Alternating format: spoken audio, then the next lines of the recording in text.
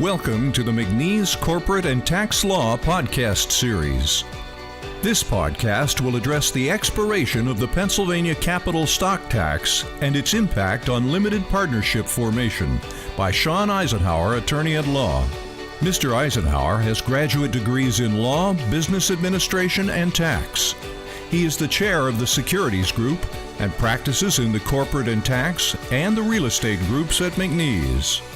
Hi, I bring tidings of joy. The capital stock tax finally expired on December 31st, 2015. What we're going to talk about today is one of the byproducts of that expiration. When the capital stock tax expired, it took with it one of the primary reasons to form limited partnerships in Pennsylvania. Let's see why. The capital stock tax is an annual tax on a combination of an entity's income and assets. It applies to limited liability companies and corporations, but does not apply to partnerships. So when someone wanted to buy an asset and hold it in a limited liability entity, but reduce capital stock tax as much as possible, they would form a limited partnership. They would apply 99% of the value of that asset to the limited partners, who are exempt from capital stock tax, with the remaining 1% in the general partner, which would be a separate limited liability entity like a limited liability company or corporation that would pay that 1% capital stock tax, but it would be limited to that 1%. Unfortunately, when you form a limited partnership, it requires two entities. It requires a formation of the limited partnership itself and the separate general partner entity. This can require two sets of filings, meetings, ownership tracking, and potentially licensing. So it's a bit of a complicated structure. The key takeaway with the expiration of the capital stock tax is that now you can achieve all those things with a single entity, a limited liability company. So is there any reason to form a limited partnership in Pennsylvania going forward? Let's talk about four potential reasons. First, there's a much more robust body of law on the limited liability features of limited partnerships and corporations rather than limited liability companies, because limited liability companies have only been in existence in the United States since 1977.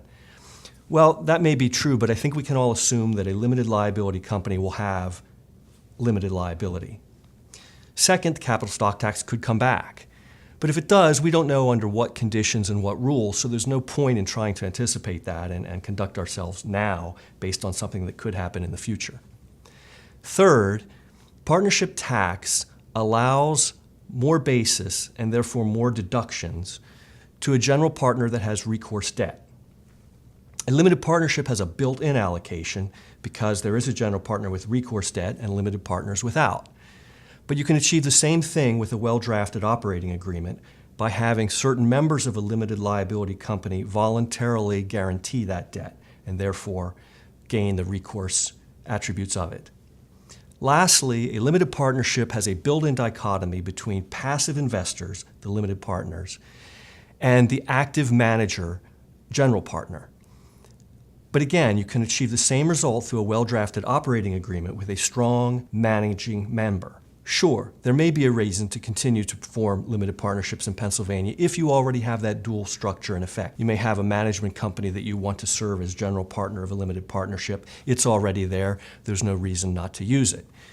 But absent that, in general, in Pennsylvania, now that the capital stock tax has expired, you can achieve all your objectives with a single entity, a limited liability company, which should be your go-to entity choice.